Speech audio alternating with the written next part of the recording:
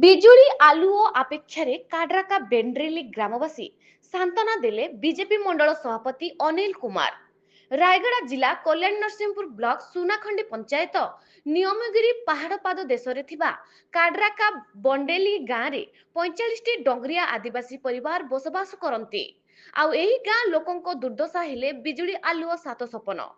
ଆଜି ପର୍ଯ୍ୟନ୍ତ ବିଜୁଳି ଗାଁକୁ ଯାଇ ନଥିବାରୁ ପିଲା ପାଠରୁ ଆରମ୍ଭ କରି ଗାଁରେ କୌଣସି ପର୍ବପର୍ବାଣୀ ବାହାଘର ହେଲେ ନାନା ପ୍ରକାର ଅସୁବିଧା ହେଉଥିବା ଗାଁର ଶୁକ୍ର କୁଲସିକା, ମଙ୍ଗୁଲୁ କୁଲସିକା, କମଲୁକ ଡାକରାକା, ମହେଶ୍ୱର ଡାକରାକା, ସିକୁନା ଡାକରାକା, ବାମୁନ କୁଲସିକା ଆସି ଅଭିଯୋଗ କରୁଛନ୍ତି।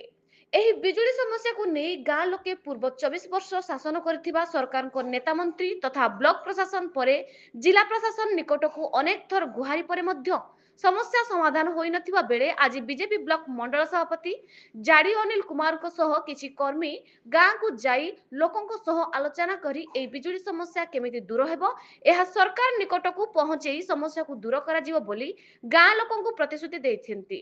ବିଜେପି ମଣ୍ଡଳ ସଭାପତି ଅନିଲ କୁମାର କାଜାଡି ବର୍ତ୍ତମାନ ଦେଖିବାକୁ ବାକି ରହିଲା ସମସ୍ୟାର ସମାଧାନ କେବେ ହେବ। ରାୟଗଡ଼ା ଜିଲ୍ଲା ପ୍ରତିନିଧି Biswanath Mandika report, news Odisha TV.